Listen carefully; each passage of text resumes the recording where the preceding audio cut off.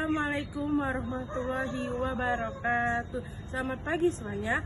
Perkenalkan, nama saya Rizky Ramadhani, NIM 2025-143423 dari kelas 1K, Program Studi Pendidikan Guru Sekolah Dasar, Fakultas Keguruan dan Ilmu Pendidikan dari mahasiswa Universitas PGRI Palembang.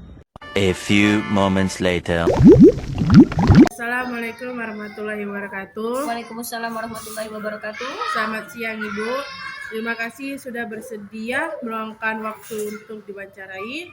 Perkenalkan, nama saya Rizky Ramadhani, NIM 2025-1434 dari kelas 1K, Program Studi Pendidikan Guru Sekolah Dasar, Fakultas Keguruan dan Ilmu Pendidikan dari mahasiswa Universitas PGRI Palembang. Pada kesempatan ini, saya ingin menyampaikan hasil wawancarai mengenai layanan konseling di lingkungan pendidikan.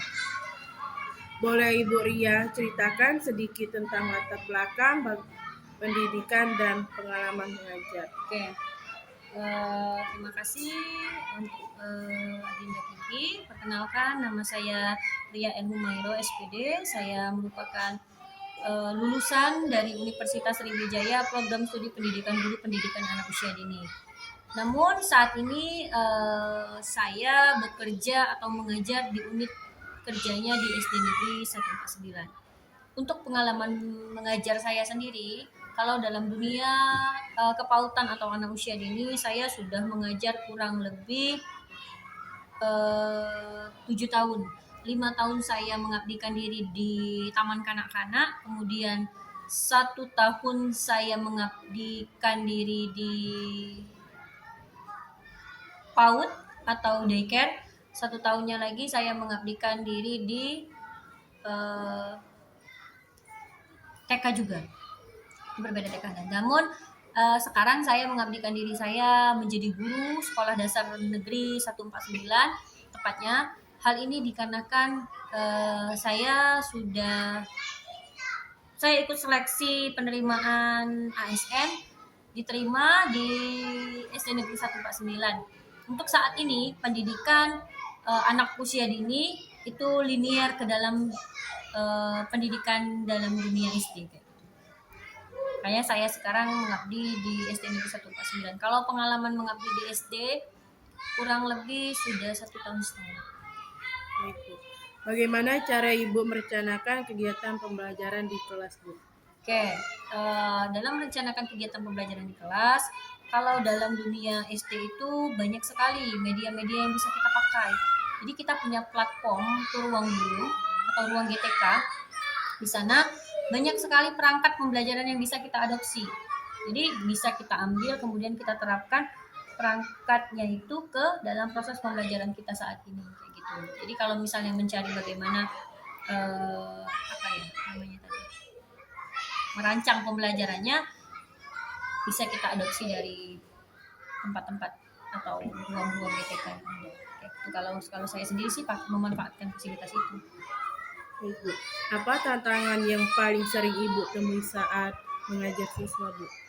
Tantangan yang paling sering saya temui saat mengajar siswa itu adalah gini ya, karakter setiap peserta didik itu kan berbeda-beda.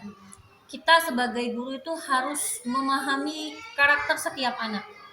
Jadi terkadang tantangan yang paling berat itu adalah kita harus melaksanakan pembelajaran dengan berbagai metode agar dapat dipahami semua peserta didik.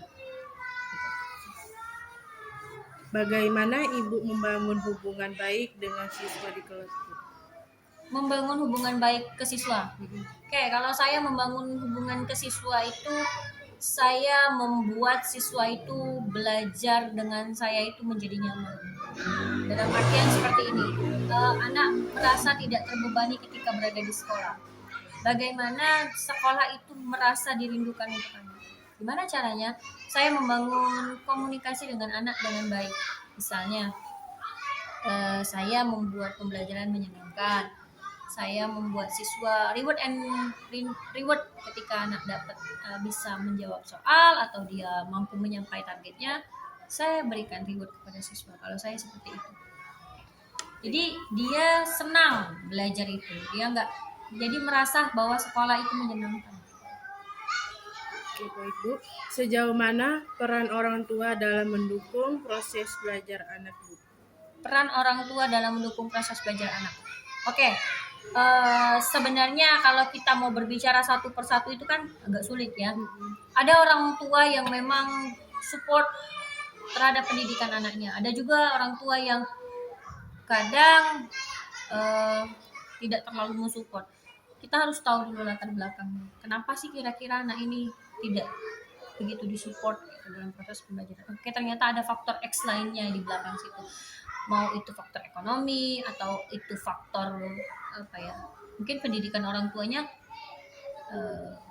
apa ya? Maaf kalau kita bicara mungkin pendidikan orang tuanya tidak sampai pada pendidikan yang selayaknya gitu ya. Mungkin ya. Jadi dia kurang paham bagaimana cara mendidik anaknya. Jadi di situ tantangan juga sebenarnya gimana kita sebagai seorang guru mampu memberikan pelayanan kepada peserta didik walaupun orang tuanya nggak mengerti, tapi kita harus memberikan yang sama kayak gitu. Jadi ya dibangun komunikasinya. Support ada yang memang mensupport proses pembelajaran dengan sangat baik. Ada juga yang ya kadang disupport, kadang enggak. Tapi ya itu tugasnya guru tuh yaitu memberikan pelayanan kepada semua peserta didik dengan cara yang sama.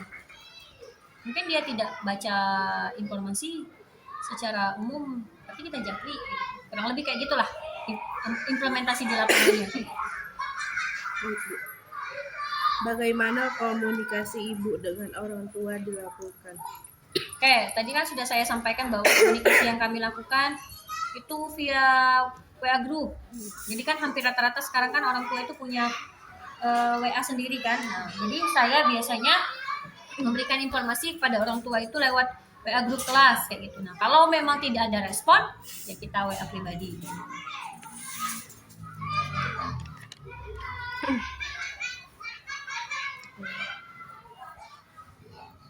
Apakah teori yang dipelajari saat kuliah masih relevan dengan kondisi siswa Ibu sekarang?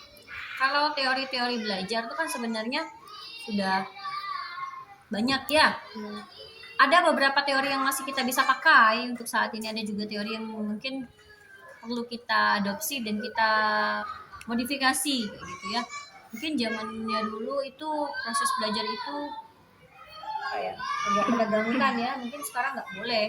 Jadi pembelajaran itu harus joyful learning, harus menyenangkan, jadi bermakna kayak gitu. Jadi ada beberapa teori yang masih bisa kita pakai, ada juga yang kita adopsi dan kita modifikasi sesuai dengan zamannya. Yang pasti proses pembelajaran itu atau proses belajar itu harus berkembang mengikuti zamannya juga. Menurut saya seperti itu. Apa harapan Ibu terhadap perkembangan pendidikan di sekolah ini? Oke, harapan saya terhadap perkembangan pendidikan di sini. Besar harapan saya kepada para peserta didik untuk menjadi agen perubahan ke depannya, belajar lebih rajin, kemudian meningkatkan prestasi belajarnya, belajar dengan sungguh-sungguh. Itu harapan-harapan saya kepada anak-anak didik saya. Saya harap nanti suatu saat anak-anak saya bisa lebih sukses daripada saya. Mungkin anak-anak saya bisa lebih sukses daripada orang tuanya. Baik, Bu. Pesan apa yang ingin Ibu sampaikan kepada calon guru atau mahasiswa sekarang, Bu? Oke, kepada seluruh mahasiswa yang ada saat ini, percaya dan yakinlah kalian merupakan agent of change, kata orang itu ya, agen perubahan dalam proses dunia pendidikan. Kalian akan menciptakan generasi atau anak-anak didik yang berprestasi tentunya ya. Jadi tugas kalian di kampus pun sama, belajarlah dengan rajin, semangat, kerjakan tugas-tugas kalian, implementasikan apa ya, implementasikan ilmu kalian pada masyarakat. Gunakan banyak kesempatan selagi masih muda, belajar dengan rajin, fokus, carilah tempat-tempat yang dapat mengembangkan diri kalian. Baik, Bu. Terima kasih banyak Ibu atas jawaban dan waktunya. Semoga wawancara ini bermanfaat untuk penelitian atau tugas kuliah yang sedang saya kerjakan. Wassalamualaikum warahmatullahi wabarakatuh. Waalaikumsalam warahmatullahi wabarakatuh.